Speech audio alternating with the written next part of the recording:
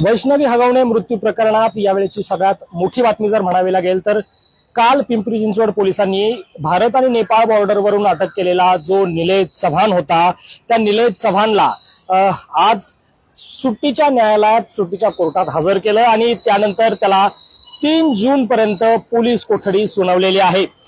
खरं तर हा जो निलेश चव्हाण होता याचा संबंध हा सगळा वैष्णवी हगवणे मृत्यू प्रकरणात जोडण्यात आलेला होता, कारण वैष्णवीचं जे बाळ होतं ते याच निलेश चव्हाणकडे होतं आणि त्या बाळाचा ताबा घेण्यासाठी ज्यावेळेस वैष्णवीचे आई वडील अर्थात अनिल कसपटे यांचे भाऊ आणि वैष्णवीचे मामा ज्यावेळेस कर्वेनगर या ठिकाणी निलेश चव्हाणच्या घरी गेले होते त्यावेळेस निलेश चव्हाण यांनी शस्त्राचा धाक दाखवून आपल्याकडे असणाऱ्या रिव्हॉल्वरचा धाक दाखवून या कसपटे कुटुंबियाला तिथून जाण्यास भाग पाडले होते आणि त्यानंतर या निलेश चव्हाण याच्यावर गुन्हा दाखल करण्यात आलेला होता। त्याचबरोबर या सगळ्या प्रकरणात त्याला सहआरोपी सुद्धा बावधन पोलिसांनी केलेलं होतं।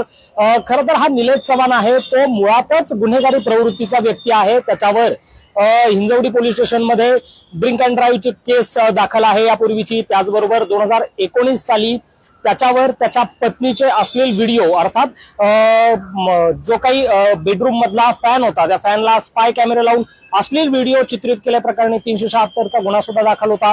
त्यानंतर त्याच्या पत्नीसोबत त्याचा रीतसर घटस्फोट झाला होता आणि त्या केसमध्ये त्याच्या पत्नीला निलेश चव्हाण याच्या लॅपटॉपमध्ये इतरही महिलांसोबतचे काही अश्लील व्हिडिओ मिळालेले होते। त्यामुळे मुळातच हा गुन्हेगारी प्रवृत्तीचा जो निलेश चव्हाण होता तो जेव्हापासून या वैष्णवी हगवणे मृत्यू प्रकरणात त्याच्यावर गुन्हा दाखल झाला तेव्हापासून फरार होता। 10 दिवसांनी त्याला पिंपरी चिंचवड पोलिसांनी अटक केलं होतं। तो जो आहे तो नेपाळमध्ये लपून बसलेला होता आणि त्यानंतर भारताच्या सीमेमध्ये दाखल झाल्यानंतर नेपाळ आणि भारताच्या बॉर्डरवरून त्याला पिंपरी चिंचवड पोलिसांनी अटक केली होती। त्यानंतर आज पहाटे 5:30 वाजता त्याला पिंपरी चिंचवड पोलिसांच्या हद्दीत आणण्यात आलं आणि त्यानंतर 24 तास पूर्ण व्हायच्या अगोदरच त्याला आज पुणे सत्र न्यायालयात साधारणपणे 10:30 वाजता हजर करण्यात आलेलं होतं।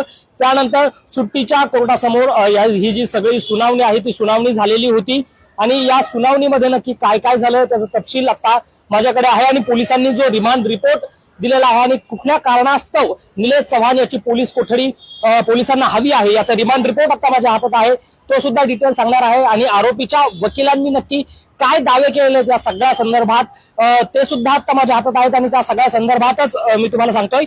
निलेश चव्हाण याला 24 तास पूर्ण व्हायच्या अगोदर कोर्टात हजर करण्यात आलेलं होतं।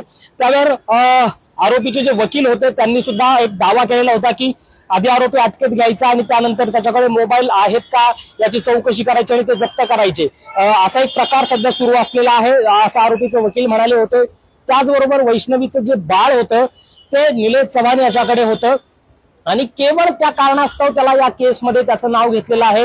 हा जो हुंडाबळीची सगळी केस आहे आत्महत्येची केस आहे त्या केसमध्ये त्या एका कारणास्तवच त्याचं नाव जोडलं गेलंय असं आरोपीचे वकील सांगत होते। त्याचबरोबर सरकारी वकिलांनी यावर युक्तिवाद केला होता की हा जो निलेश चव्हाण आहे तो ना हगवणे कुटुंबियाचा नातेवाईक आहे ना कसपटी कुटुंबियाचा नातेवाईक आहे। त्यामुळे हे जे बाळ होतं वैष्णवीचं ते कुठल्या कारणास्तव त्याच्याकडे होतं असा सवाल हा युक्तिवाद करताना तो विचारला होता। त्याचबरोबर त्याचा मध्ये जो मोबाईल डेटा आहे किंवा कॉल डिटेल आहे ते तपासायचे त्याचा मोबाईल रिकव्हर करायचा आहे।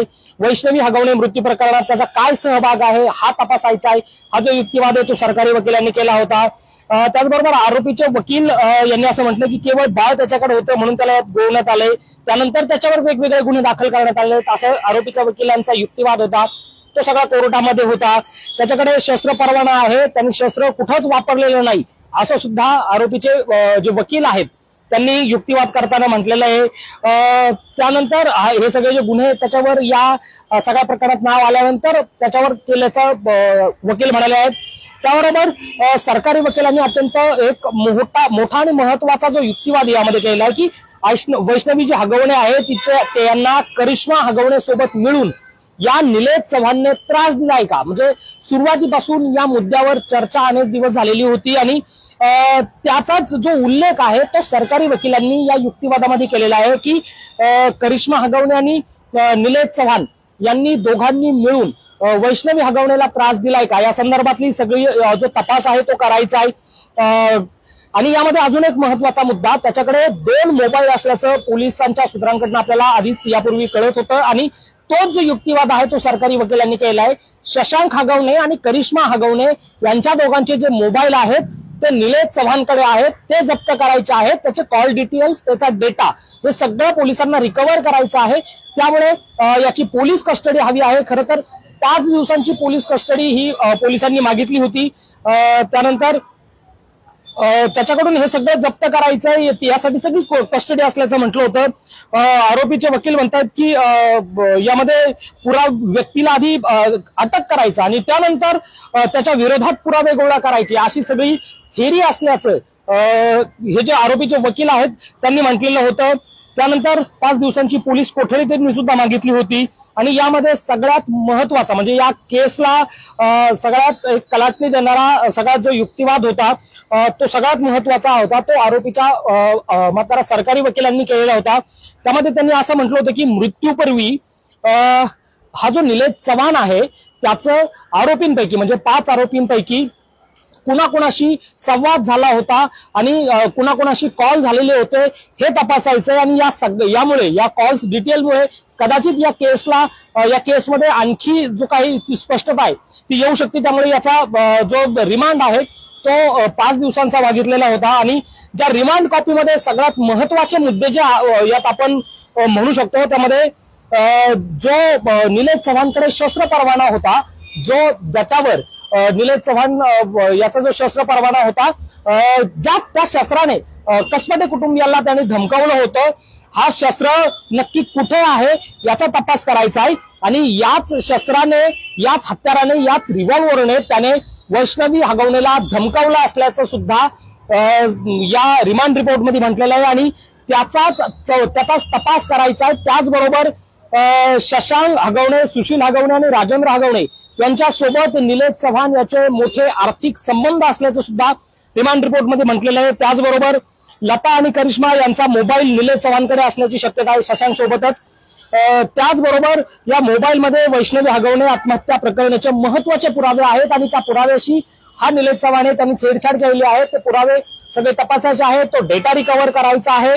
त्याचबरोबर नेमका पळून गेल्यानंतर तो कुठे होता, त्याला कोणी मदत केली, कुठल्या मार्गाने तो नेपाळपर्यंत पोहोचला, या सगळ्या संदर्भाचा तपास करायचा असं सुद्धा निलेश चव्हाणला जो रिमांड मागितला होता त्या रिपोर्टमध्ये दिलेला आहे।